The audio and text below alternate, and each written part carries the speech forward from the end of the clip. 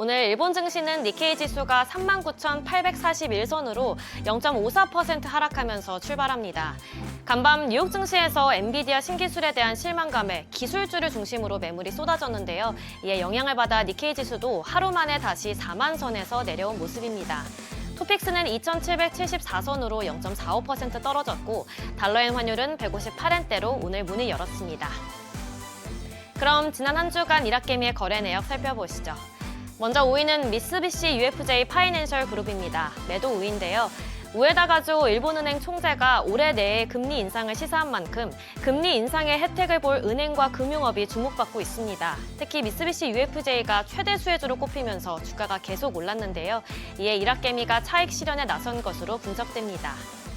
4위는 미국채 7에서 10년물 NIG ETF, 그리고 1위는 미국 장기채 NIG ETF입니다.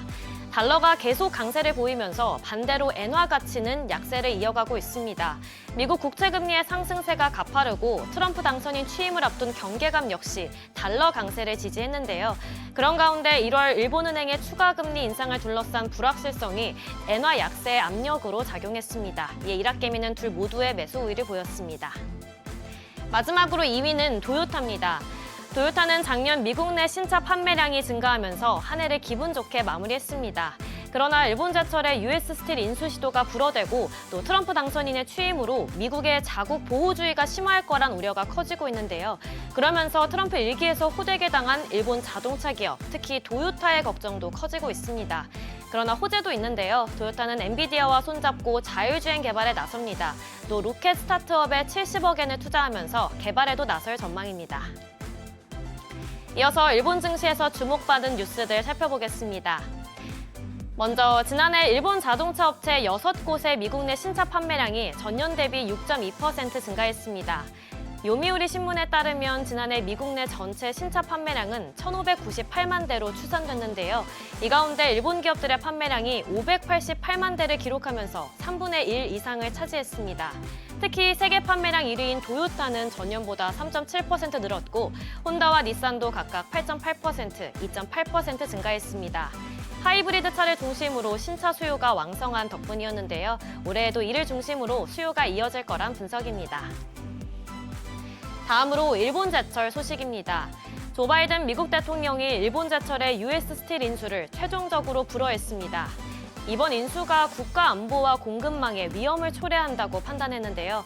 이에 대해 일본 정부는 이해하기 어렵고 유감이라는 반응을 보였으며 특히 당사자인 일본제철은 수용할 수 없다는 강한 입장을 밝혔습니다. 이에 인수 불허 명령과 미국 정부의 심사 무효를 요구하는 불복 소송을 제기했는데요. 이번 결정이 실질적인 조사에 근거하지 않았고 국가 안보상 우려에 대한 증거가 제시되지 않았다고 지적했습니다. 이에 따라 이런 법적인 조치가 부적절한 정치 개입 없이 인수 계획을 추진할 권리를 지키기 위해서 꼭 필요하다는 입장입니다. 마지막으로 올해 일본 증시가 사상 최고치를 경신할 거란 낙관론이 퍼지고 있습니다. 지난해 니케이 지수 최고가인 42,000선을 넘어 오는 11월엔 48,000선을 넘어설 거란 전망인데요. 국내외 경기가 확장해서 기업 실적을 지지하고 또 임금 상승으로 내수 중심의 견조한 실적을 올릴 거란 분석입니다. 인바운드 수요 역시 여기에 힘을 보탤 것으로 예상되는데요.